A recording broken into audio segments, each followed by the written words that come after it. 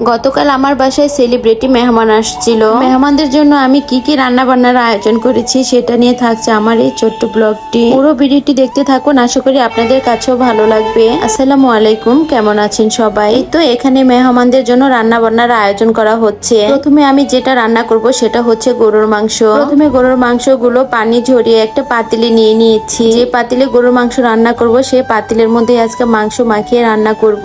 মাংস মাখানোর জন্য এখানে লবণ, হলুদ গুঁড়া, মরিচ গুঁড়া, ধনিয়া গুঁড়া, পরিমাণ মতো আদা রসুন পেস্ট। যেহেতু 5 কেজি পরিমাণ গরুর মাংস আছে তাই কিন্তু মশলাপাতি গুলো একটু বেশি বেশি করে দিয়ে দিচ্ছি। এরপর দিয়ে দিব হচ্ছে এলাচ, দারচিনি, গোলমরিচ। সবশেষ দিয়ে দিব হচ্ছে পরিমাণ মতো সরিষার তেল। আমি কিন্তু বেশিরভাগ সময় সরিষার তেল দিয়ে হাতে মাখিয়ে গরুর মাংস রান্না করি। সয়াবিন তেলের পরিবর্তে সরিষার তেল দিয়ে যদি গরুর মাংস রান্না করা হয় তাহলে কিন্তু গরুর মাংস খেতে টেস্ট আরো বেশি লাগে। যাই হোক, এখন অনেকটা সময় ধরে খুব ভালো করে মাংসগুলোকে মাখিয়ে নিব। এরপর যে কিন্তু আমি একটা জিনিস দিতে ভুলে গিয়েছিলাম, আর সেটা হলো পেঁয়াজ। পরবর্তীতে যখন মনে পড়েছে আমি কিন্তু পেঁয়াজ দিয়ে আর একটু সময় ধরে খুব ভালো করে মাখিয়ে নিয়েছি। আর হাতে মাখিয়ে মাংস রান্না করার ক্ষেত্রে অবশ্যই কিন্তু সময় নিয়ে মাংসগুলোকে খুব ভালো করে মশলার সাথে মাখাতে হবে।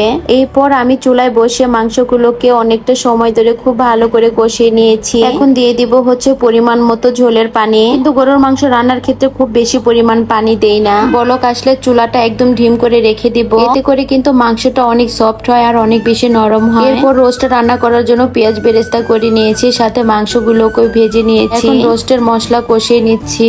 এরপর যে দেখেই কিন্তু বোঝা যাচ্ছে আজকে রোস্টের কালারটা কত বেশি সুন্দর হবে। এক চুলায় রোস্ট রান্না করছি, আরেক চুলায় গরুর মাংস রান্না করছি। আর আজকে কিন্তু আমি একা রান্না করছি না, আমার সাথে কিন্তু আমার ভাসুরের ছেলে বউ রান্না করছে। যেহেতু জয়েন্ট ফ্যামিলিতে থাকি তাই কিন্তু আমরা সবাইকে অনেক বেশি সাহায্য করি। যাই হোক, রোস্ট রান্নার পর এখানে রান্না করব হচ্ছে পোলাও। বাসায় যেহেতু আজকে 25-26 জন মানুষের আয়োজন করা হয়েছে তাই কিন্তু রান্নার পরিমাণটাও একটু বেশি বেশি করেই করা হয়েছে। যাই হোক, এই তো রান্না বান্না করা শেষ। এখানে টিকিয়া বানানো হয়েছে, গরুর মাংস, মুরগির রোস্ট আর মিক্সড সালাদ, আর ছিল হচ্ছে আলু ভাজি। তো রান্না শেষ হতে হতে আমাদের এক এক করে মেহমানও চলে আসছে। যেহেতু দুপুর 2টা বেজে গেছে তাই আমি সবাইকে খাবারও দিয়ে দিয়েছি।